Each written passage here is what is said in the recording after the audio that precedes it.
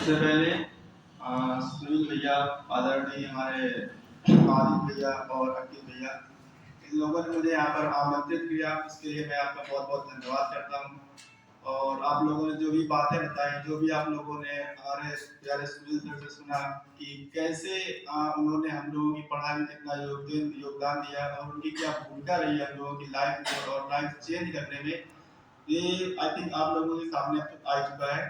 उस दिन भी जो लड़कियां आई हुई थी वो भी अपनी बहन है और मैं भी और बाकी और भी हैं कुछ साथी जो सिलेक्टेड हैं लेकिन किसी कारणवश यहाँ नहीं पहुंच पाए हैं।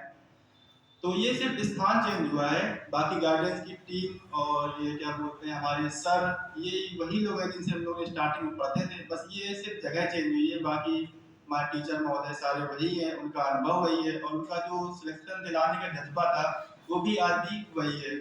मैं आप लोगों को बताता हूँ कि मैं क्या था और मैं कैसे यहाँ तक पहुँचा। तो आप लोग हिंदी पढ़ते होंगे आई थिंक सभी लोग। आप लोग जानते हो अयोध्या सिंह उपाध्याय हरिऔध के बारे में जानते होंगे। मैं बताऊँ आपको, लिटरली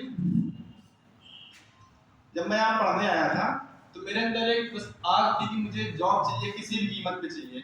तो मैं क्या करता था, मैं पहले कोचिंग में जो कुछ पढ़ा घर पे जाके मुझे प्रैक्टिस करनी होती थी। मैं बहुत हल्का समझता था पढ़ाई में, लगता था कि मैं 3 महीने में हिंदी खत्म कर दूंगा।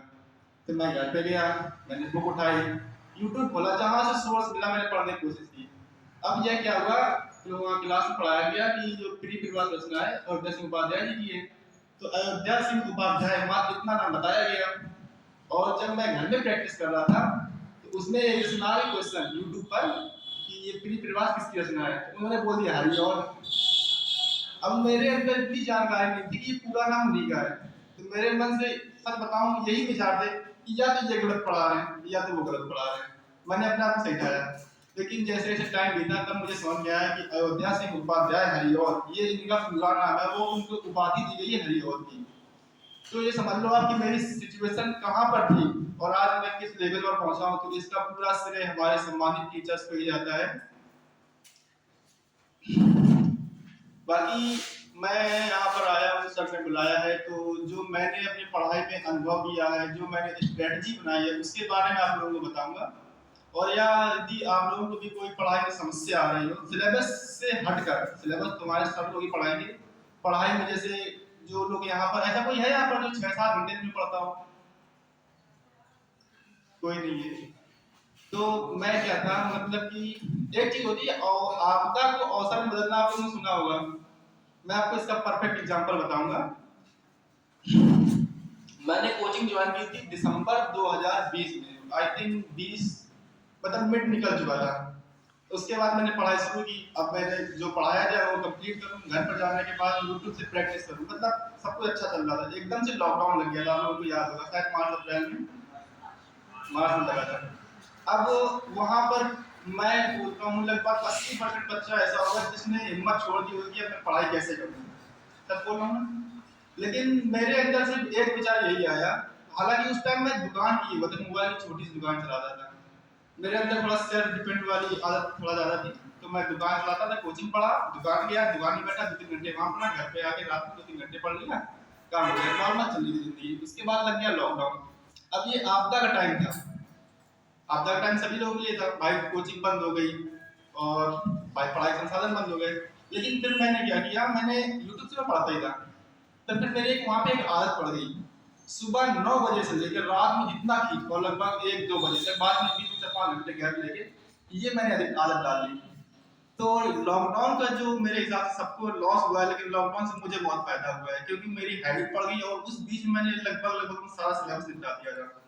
क्योंकि लॉकडाउन टाइम घर से बाहर निकलना अलाउ नहीं था, सुबह 9 से लेकर रात के 1-2 मतलब 2 मैक्सिमम था 11 बजे तक, बीच में 4-5 घंटे का ब्रेक, बीच बीच में नहाने धोने का, खाने का, टीवी देखने का, घूमने का, लगभग 10-11-12 घंटे पढ़ाई हो जाती थी। तो इस तरीके से मैंने अपना सिलेबस कंप्लीट किया। बाकी मैं और भी स्ट्रेटजी आप लोगों को बताना चाहूंगा।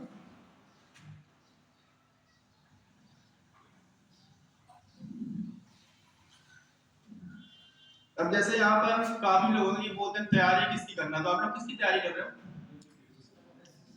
SSC, UPP. अच्छा, इससे अलग हटके कोई और एग्जाम आए तो क्वालिफाई नहीं कर पाओगे आप लोग, मतलब कर लोगे ना? मेरा मानना क्या है, मैं जो सोचता हूँ मैं बताता हूँ आपको, सब थोड़ा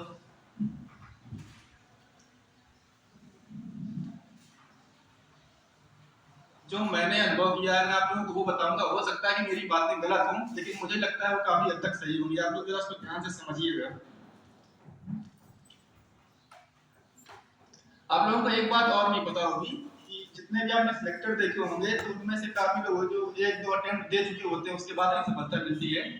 मैं ऐसा हूँ, मतलब कि मैंने दिसंबर 2020 में पढ़ाई स्टार्ट की, उसके बाद मैंने 4 एग्जाम दिए हैं, छोटे बड़े भी थे। एक था उसमें ट्रिपल सी का, जिसको मैंने 2-3 दिन पढ़ाई की थी, क्वालिफाई किया था। और उसके बाद एक था यूपी ट्रिपल सी पीईटी 2021 वाला, फर्स्ट वाला, उसमें मेरे 77 मार्क्स थे।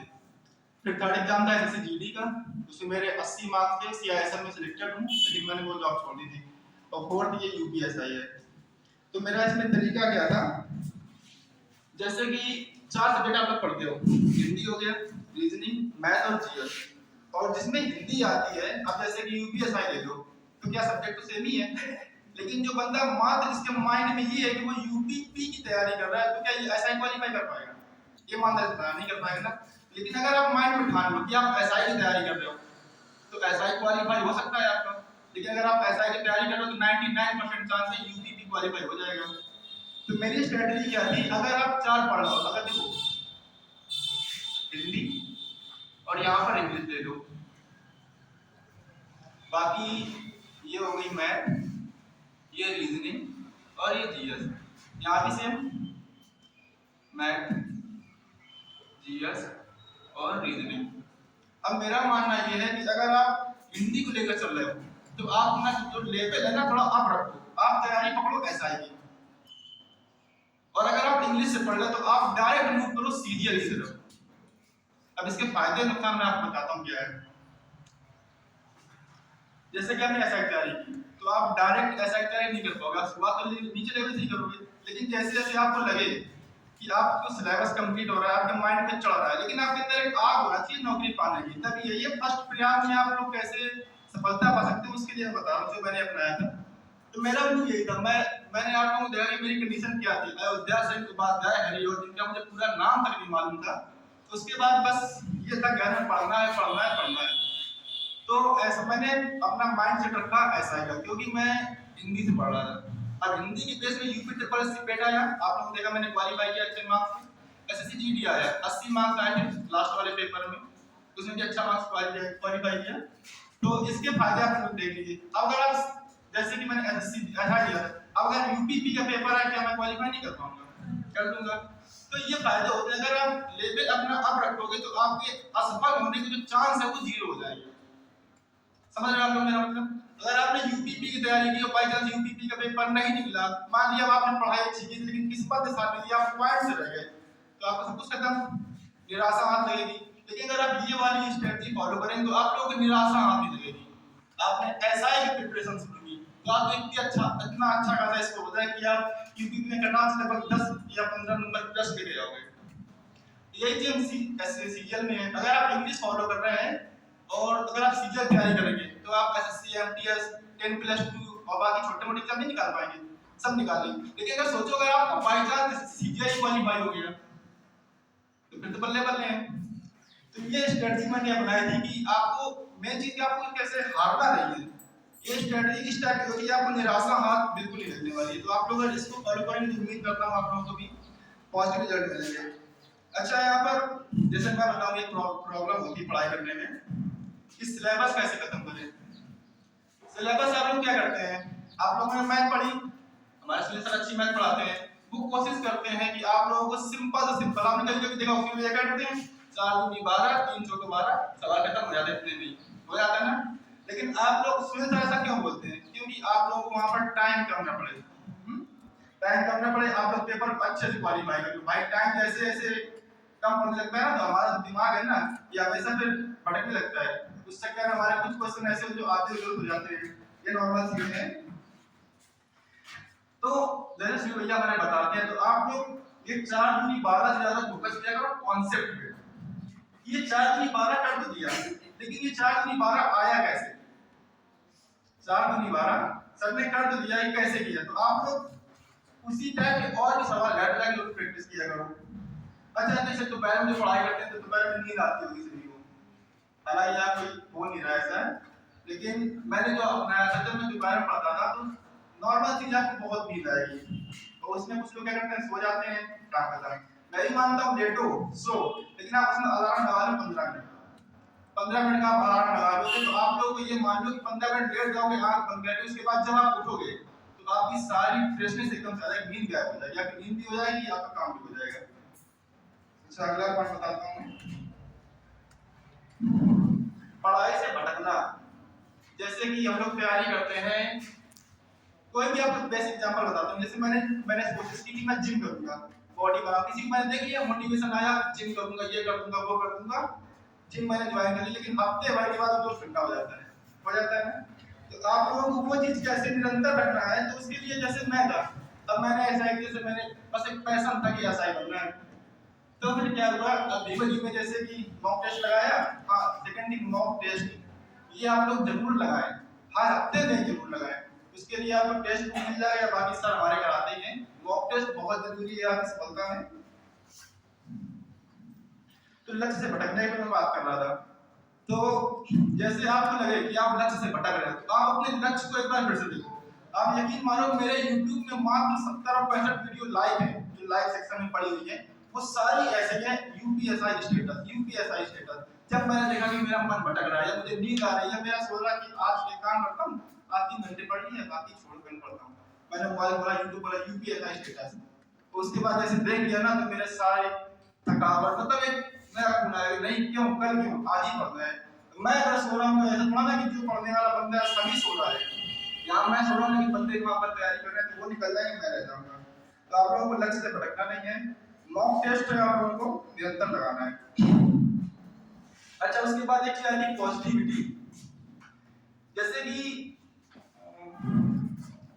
सिंपल छोटा सा एग्जांपल है, हालांकि आप लोग बुरा मत मानना, जैसे ये बोतल है, ये कितनी बड़ी है कितनी खाली है, कौन बोले ये भरी है, कौन बोले कितनी खाली है, थोड़ी सी भरी है, कौन बोल रहा है ये ज्यादा खाली है, है ना, खाली दिख रही है। बस मैं वही बताना चाह रहा हूँ, इसका मेरा उद्देश्य ये है, जैसे कि मैंने छोटी सी प्रॉब्लम देखी, लोग बोलते हैं भैया या सारा जब से मेरा पैदल हुआ तब से कुछ लोग जुड़े हुए हैं छोटे से जूनियर थे, बोलते भैया इस बार वैकेंसी कम हो गई यार, वैकेंसी कम हो गई, लड़का ज्यादा हो गया, कंपटीशन बहुत है, इसमें मैं क्या करूं। तो आपको ये सोचो, पिछली बार ड्यूटी 25,000 थी, उससे पहले 50,000 थी, इस बार 45,000 हो गई है, जो भी हो। तो जैसे जब 25,000 के लोग बोलते हैं यार इस बार भैया वैकेंसी कम है, तो मेरा मानना ये रहता है क्या आपको 25,000 सारी पोस्ट चाहिए, मैं तो कह रहा हूँ अगर यहाँ पर 900 ही पोस्ट आ जाए तो आपको भागना क्यों, आप सिर्फ अपनी एक पोस्ट देखो, आपको सिर्फ एक पोस्ट देखना है कि हमको सिर्फ एक सीट चाहिए। ये पॉजिटिविटी जो मैंने अनुभव की है, मैं हमेशा इसके साथ था। और अच्छा पेपर एनालिसिस, आप लोग जैसे हमारे सबसे बेस्ट एग्जांपल है आदित्य भैया, कोई भी पेपर हो तो उसके अगले दिन क्लास में आएंगे, बेटा आप लोग का ये पेपर आया, देखो ये पैटर्न आया, ये एनालिसिस, ये आपको बताता कि आपकी तैयारी सही दिशा में जा रही है, गलत दिशा में जा रही है। हालांकि आपने तैयारी बहुत कर दी, लेकिन आपने पैटर्न से हटके की, पैटर्न में कुछ पूछ रहा आपने तैयारी कर दी, तो आपकी सब मेहनत जो है बेकार हो जाएगी। आप लोगों को तैयारी जो है ना पेपर के हिसाब से करनी है। यही कुछ बातें जो मैंने अपने पढ़ाई के टाइम अनुभव की और जो मैंने स्ट्रेटजी बनाई, आई थिंक सबको समझ में आएगा। अगर किसी को और भी कोई प्रॉब्लम आती है पढ़ाई से रिलेटेड, सिलेबस से हटके छोटी मोटी जैसे कि निगेटिविटी हो गई, या तैयारी किसकी करें, सिलेबस कैसे खत्म करें, या सीटें कम हो रही, कंपटीशन ज्यादा हो रहा है, तो अगर आप कोई क्वेश्चन तो आप पूछ सकते हो, किसी को पूछना है।